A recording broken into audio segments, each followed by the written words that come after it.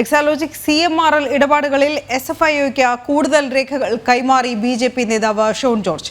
തോട്ടപ്പള്ളിയിലെ കരിമണൽ ഖനനത്തിന് KMML അനുമതി നൽകിയതിൽ വൻ അഴിമതിയെന്നും ആരോപണം. തനിക്കെതിരായ വീണ വിജയന്റെ പരാതിയെ നിയമപരമായി നേരിടുമെന്നും ഷോൺ വ്യക്തമാക്കി.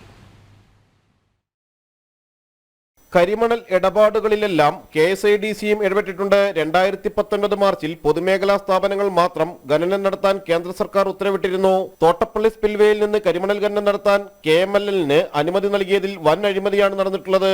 ഒരു ഖനയടിക്ക് 30,000-ലധികം രൂപയുള്ളപ്പോഴാണ് 464 രൂപയ്ക്ക് KMLലിന് കരാർ നൽകിയത്. അതിന്റെ യഥാർത്ഥ ഗുണഭോക്താക്കൾ CMRലാണ്.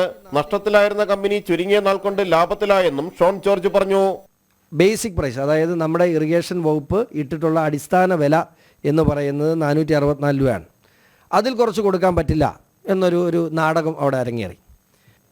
ഇന്നലെ ഇൻ്റർനാഷണൽ മാർക്കറ്റിൽ നിന്നും അതിൻ്റെ വെബ്സൈറ്റിൽ നിന്നും ഞാൻ എടുത്ത റേറ്റാണിത്. ഇന്നലെ ഇത് പ്രകാരം ഒരു M3 30,600 രൂപ വിലയുണ്ട്. 30,600 രൂപ ഒരു M3 നിന്ന്. ഒരു M3 മൊത്തം മണലല്ല, ഒരു M3 70,000 രൂപയ്ക്ക് മുകളിലുണ്ട്.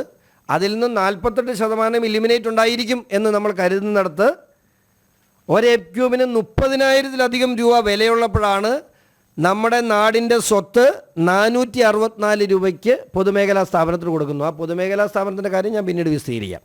CMRലിലെ KSIDC നോമിനികൾ പിന്നീട് CMRL ഡയറക്ടർമാരായി. ഇതു സംബന്ധിച്ചും അന്വേഷണം വേണം. തനിക്കെതിരായ വീണ വിജയന്റെ പരാതി നിയമപരമായി നേരിടുമെന്നും ഷോൺ ജോർജ് വ്യക്തമാക്കി. കാനഡയുമായി മുഖ്യമന്ത്രിക്ക് പതിറ്റാണ്ടുകളുടെ ബന്ധമുണ്ട്. 8ഓളം ചാരിറ്റി സംഘടനകളിൽ നിന്ന് എക്സലോജിക് പണം സ്വീകരിച്ചിട്ടുണ്ടെന്നും ഷോൺ ജോർജ് ആരോപിച്ചു. സുപ്രധാന തെളിവുകൾ ഷോൺ SFIOയ്ക്ക് കൈമാറി. ജനം, കൊച്ചി.